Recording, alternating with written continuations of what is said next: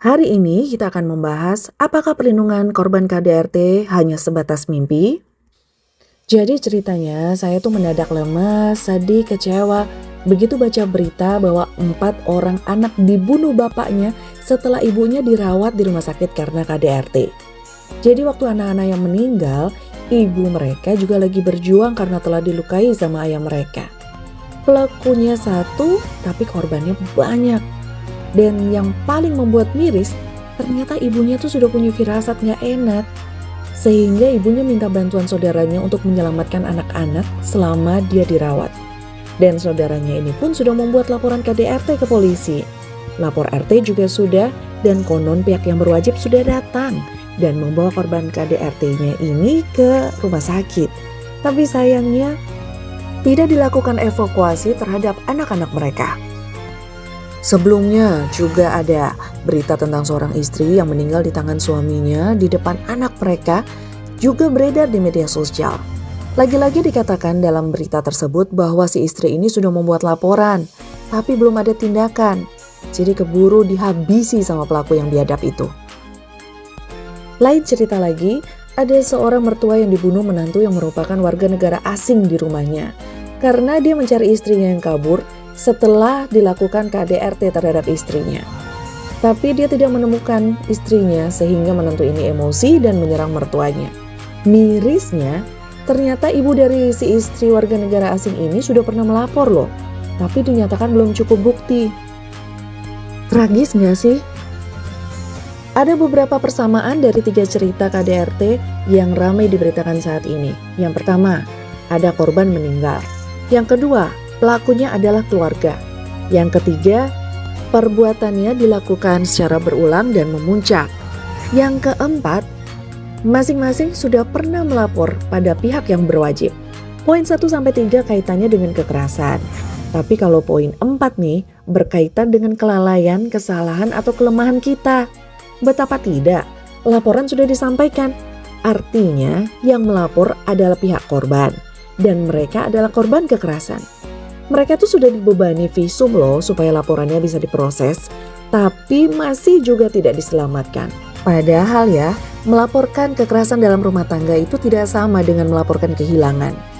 Resikonya lebih besar, baik saat hendak melaporkan maupun setelah membuat laporan. Korban itu akan lebih terancam seandainya pelaku tahu bahwa dirinya sedang dilaporkan. Undang-Undang Nomor 23 Tahun 2004 tentang penghapusan KDRT di pasal 51 dan 52 menyatakan bahwa kekerasan fisik dan psikis merupakan delik aduan. Artinya, hanya korban yang harus membuat laporan supaya bisa dilakukan tindakan. Artinya lagi, para korban yang sudah melapor kan sudah melakukan kewajibannya.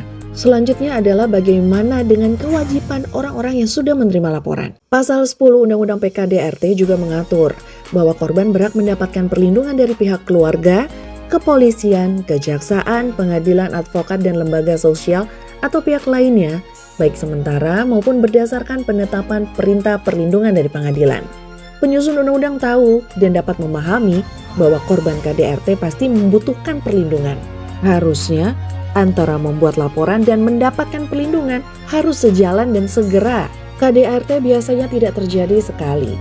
Yang dilaporkan itu biasanya yang merupakan puncaknya. Artinya begini, korban itu sudah sering disakiti dan akhirnya korban tidak tahan lagi. Yang lebih parah, korban tahu bahwa kali ini akan mengancam jiwanya. Sehingga harusnya saat korban membuat laporan, pada saat itulah korban mendapatkan perlindungan. Banyaknya korban yang tewas karena menjadi korban kekerasan dalam rumah tangga menunjukkan bahwa kita mungkin sedang butuh prosedur mitigasi. Karena KDRT itu tidak bisa disamakan dengan kejahatan biasa. Kenapa begitu? Yang pertama, karena dalam KDRT pelaku itu hidup bersama dengan korban. Jadi istilahnya, pemangsa itu akan lebih mudah mempermainkan mangsanya sebelum dia memangsa. Yang berikutnya, korban tuh pasti dalam kondisi tidak berdaya karena KDRT itu sifatnya eskalatif. Makanya sering kita lihat korban KDRT itu melapor ketika mereka sudah babak belur. Itu baru fisik, belum psikis. Itu baru korban, belum anak-anaknya.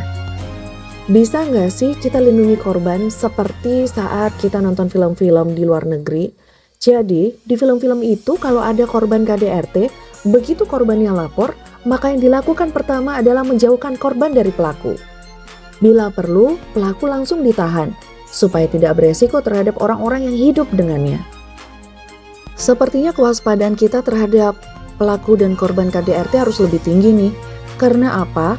Pasal 15 Undang-Undang PKDRT juga mengatur loh, setiap orang yang mendengar, melihat, atau mengetahui terjadinya kekerasan dalam rumah tangga wajib melakukan upaya-upaya sesuai dengan batas kemampuannya untuk mencegah, memberikan perlindungan, memberikan pertolongan darurat, membantu proses pengajuan permohonan penetapan perlindungan. Jadi jangan pernah berpikir bahwa kekerasan dalam rumah tangga itu adalah ranah privasi atau urusan rumah tangga orang lain. Enggak, undang-undang juga membolehkan kita atau mewajibkan kita malah untuk mencegah, melindungi, hingga melaporkan pelaku KDRT. Sudah saatnya kita lebih peka terhadap korban KDRT dan tidak boleh abai lagi. Karena ini tentang nyawa, bukan lagi tentang hati.